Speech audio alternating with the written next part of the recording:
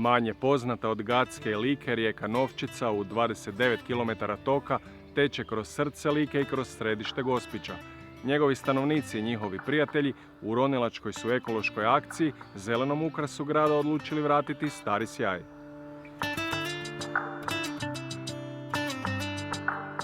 Nekada omiljena među lokalnim kupačima, danas uspavana ljepotica trebala je kozmetičko-ekološki tretman, svojevrstan podvodni peeling, temeljito čišćenje kako bi ponovno zablistala prije nove turističke sezone.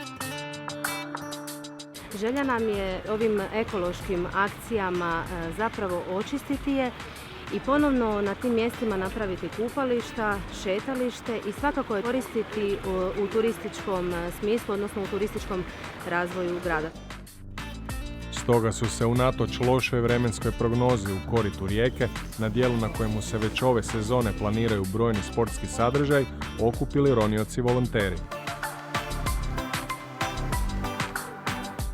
U ovoj ronilačkoj akciji sudjeluje 30 osoba, to su članovi Nema Adrije Reski tima, specijalističkog ronilačkog tima DVD-a Jastrebarsko i brojni članovi HGSS-a stanice Gospić. Ne možete vjerovati, mi se sad nalazimo samo jedno 200 metara od samog centra grada i ovo je zaista biser grada. Djeca se ovdje svaki dan ovim toplim ljetnim vremenima kupaju, da im je omogućili oni koji nemaju mogućnosti, to im je blizu, otići na more i oni se tu provode svoje slobodno vrijeme.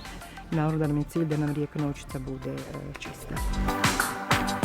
Iako oku ugodna, kako bi bila stvarno čista, trebalo je zagrebati malo dublje ispod površine. Rijeka je, dubina je od 4 do 8 ili 10 metara, ali slaba je vidljivost. Evo i danas su nam ronioci to potvrdili zbog dole te trave i mulja i toga. Znači ovo je rijeka malo sporija, ima više sedimenta, zbog toga jer je jako puno drvećima okolo i treba se jako oprezno roniti jer inače za minutu ne vidite više prst pred nosom. Ronioci su, kako bi pronašli smeće koje može biti i opasno za kupače, morali doslovno pipati po dnu i u takvim otežanim uvjetima svašta je isplivalo na svjetlo dana.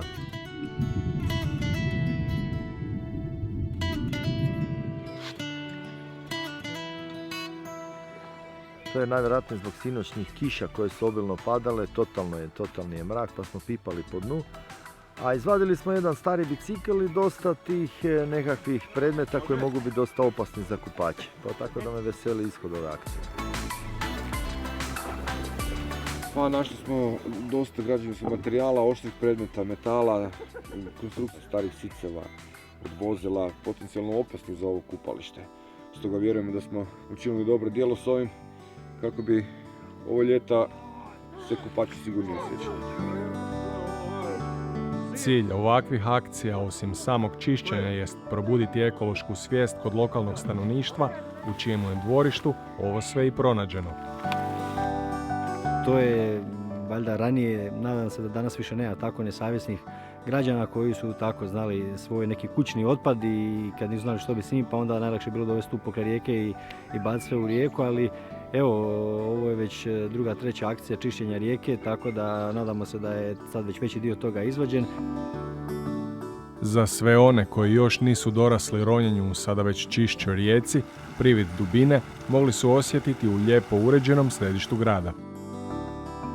Evo, osim ekološke akcije čišćenja rijeka Novčice, također se na glavnom trgu u gradu Gospiću, na trgu Stjepana Radića, nalazi i 10-metarski bazen gdje svi posjetitelji imaju priliku potpuno besplatno zaroniti pod punom ronilačkom opremom uz stručni nadzor instruktora ronjenja.